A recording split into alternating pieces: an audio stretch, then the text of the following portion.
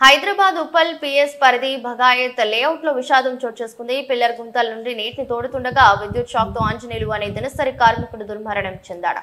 నీటిని తోడే వాటర్ పంపు తోడుతుండగా current shock కొట్టడంతో మృతి చెందడంతో మృతదేహాన్ని పోస్ట్ మార్టం నిమిత్తం గాంధీ హాస్పిటల్ కు తరలించి దర్యాప్తు చేస్తున్నట్లు పోలీసులు తెలిపారు.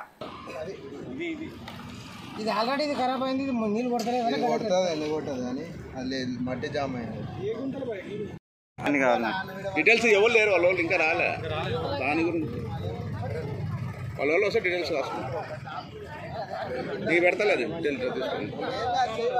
కింద పట్టుకోండి. ఏంది అట అట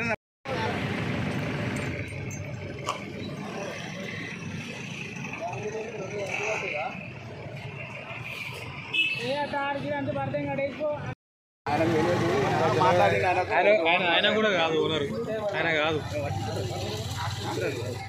ఇంకేం కావాలి